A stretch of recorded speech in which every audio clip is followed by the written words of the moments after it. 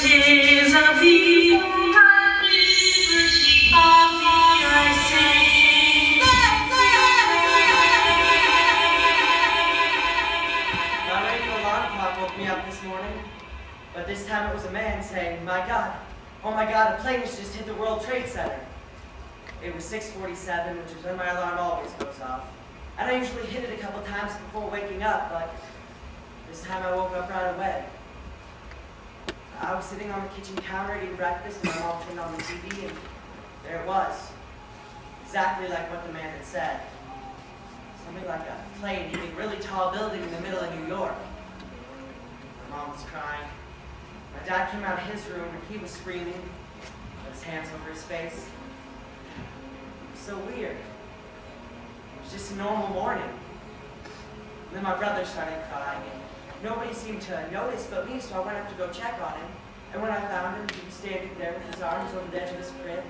And when he saw me, he smiled and laughed and clapped, and I picked him up and he put his arms around me so tight, laughing and making his baby noises.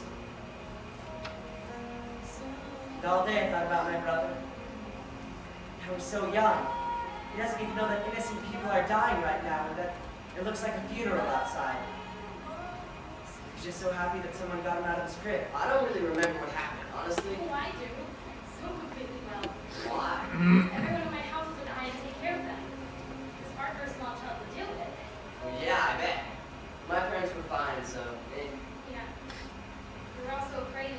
I kind of adopted him here. how? Well, like seriously, the next week we went to New York.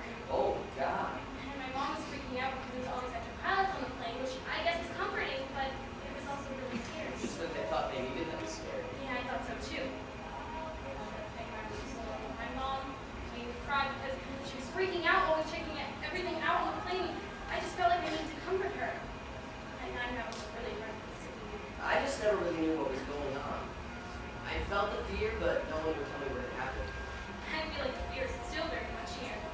Yeah. I can't even go to the plane now without going through all these like crazy rituals. Working at the airport would be like the scariest job ever. It's ridiculous. Yeah, I guess. But I think the reason it affected us so much is because it kind of set the tone for our country, for our lives. What do you mean? It was the beginning of this big, powerful fear we all seem to be controlled by now. On September 10th, no one would have believed that something so huge could possibly alter our lives so much. You just get used to life, you know? You get used to seeing the same faces on the subway every day. Your work and commute collide with theirs. After September 11th, some of those familiar faces weren't there anymore. At least, that's what my family noticed. My uncle said he never really realized how many of the same people were there every day until they were gone. Maybe because the subway didn't seem like a practical way to get to work anymore. Maybe they quit their job. Or maybe that one certain block had reached their fate on that one certain day. At any rate, the train was empty. My mom woke me up crying, which is weird because she never cries. She lived in New York for a long time, and she said that somebody did a horrible thing and that a plane had crashed into an office building. I thought she meant like an accident. I imagined the tiniest plane, so little as in a hole like that big. And I saw it was big. Really big. It was a United Airlines flight, like the type I take to see my dad.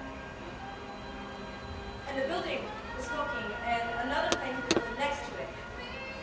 My mom took me to school late, still crying, and she said that this is the biggest thing you're alive for, the biggest, most horrible thing. I just thought it was an accident. A really big accident. I mean, how could it not be? It wasn't until about 2 years ago when my uncle and I were recapping the effects 9/11 had on our country that I realized how deeply our views had been altered. Maybe not forever, but for a long time after, we let our fear influence us.